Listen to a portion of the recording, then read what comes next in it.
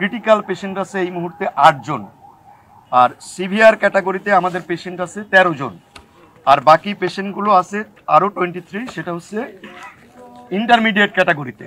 অর্থাৎ মোট 44 জন রোগী এই মুহূর্তে আমাদের ন্যাশনাল বার্ন ইনস্টিটিউটে আছে, ভর্তি আছে। তো আজকে আমরা বসছিলাম গতকালকের মতোই, আমরা সহ বিভিন্ন ডিসিপ্লিনের সিনিয়র যারা টিচার ছিলেন প্লাস্টিক সার্জারির এবং অন্যান্য ডিসিপ্লিন। আপনারা জানেন যে বার্নের পেশেন্টের জন্য মাল্টিডিসিপ্লিনারি অ্যাপ্রোচ লাগে, সেই মাল্টিডিসিপ্লিনারি বোর্ড গতকাল ছিলেন, আজকেও ছিলেন, তারা সহ আমরা বসছিলাম আজকে। এবং আমাদের সঙ্গে একজন সিঙ্গাপুরের একজন কনসালটেন্টও ছিলেন। আমরা সবাই মিলে অ্যানিমাস ডিসিশন নিয়ে আমরা পেশেন্টগুলোকে আজকে আবার নতুন করে ক্যাটাগরাইজ করেছি। সেই ক্যাটাগরি সম্পর্কে আপনাদেরকে আমরা জানাতে চাই। সেই ক্যাটাগরির মধ্যে আমাদের আজকের যে ফাইনাল আউটকাম, সেটাতে ক্রিটিক্যাল পেশেন্ট আছে এই মুহূর্তে 8 জন, আর সিভিয়ার ক্যাটাগরিতে আমাদের পেশেন্ট আছে 13 জন, আর বাকি পেশেন্টগুলো আছে আরও 23, সেটা হচ্ছে ইন্টারমিডিয়েট ক্যাটাগরিতে। অর্থাৎ মোট 44 জন রোগী এই মুহূর্তে আমাদের ন্যাশনাল বার্ন ইনস্টিটিউটে আছে, ভর্তি আছে। আমাদের ক্রিটিক্যাল ক্যাটাগরিতে মোট আছে 8 জন, আমাদের সিভিয়ার ক্যাটাগরিতে আছে 13 জন এবং ইন্টারমিডিয়েট ক্যাটাগরিতে আছে 23 জন।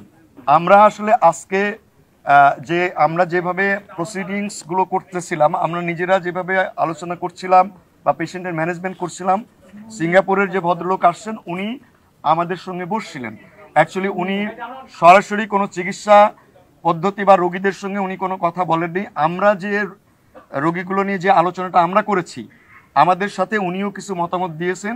এই মতামতের ভিত্তিতে আমরা ক্যাটাগরি এবং ম্যানেজমেন্ট প্রোটোকলটা আবার ঠিক করেছি। আপনারা জানেন যে এর আগেও আমরা বলেছি যে বার্নের ম্যানেজমেন্ট একটা ডাইনামিক প্রসেস।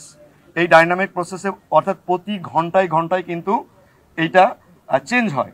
তো আমরা আজকে যে ডিসিশন হলো যে আমরা প্রতি 12 ঘন্টা অন্তর অন্তর এইগুলো নিয়ে আবার সিনিয়ররা সবাই বসবো, কিন্তু এই যে ডিসিশনগুলো আমরা দিব সেই ডিসিশন অনুযায়ী প্রতি ঘন্টায় ঘন্টায় আমাদের টিমগুলো তার ম্যানেজমেন্ট দিতে থাকবে। অ্যাকচুয়ালি বার্নের শিশুরা ডেফিনেটলি আমরা যেটা বলে থাকি এক্সট্রিম অফ এজ, যারা শিশু এবং বৃদ্ধ যারা থাকে তাদের ডেফিনেটলি তারা ভালনারেবল থাকে। ওই পয়েন্টগুলো আমাদের আগের মতো, আমাদের তো এর আগেও শিশুদের ডেফিনেটলি রেগুলার বেসিসে আমরা চিকিৎসা করে থাকি। ওই পয়েন্টগুলো মনে রেখেই তাদের জন্য যেটা প্রযোজ্য সেইভাবে আমরা ম্যানেজমেন্ট প্রোটোকল ঠিক করেছি। আসলে ভালনারেবিলিটি শুধু শিশু বা বয়স্কর জন্য না, অন্যান্য যে পয়েন্টগুলো অর্থাৎ বার্নের পার্সেন্টেজ কেমন, বার্নের থিকনেস কেমন, সাথে ইনহেলেশন ইনজুরি কেমন, এইগুলোর উপরে বেস করেই আমরা বার্নের এই সিভিয়ারিটিটা আসলে নির্ধারণ করে থাকি। সিঙ্গাপুর থেকে যিনি এসছেন ওনারা মানে আমরা যে বার্নের প্রোটোকল জানেন যে সারা পৃথিবীতে প্রায় একই রকম।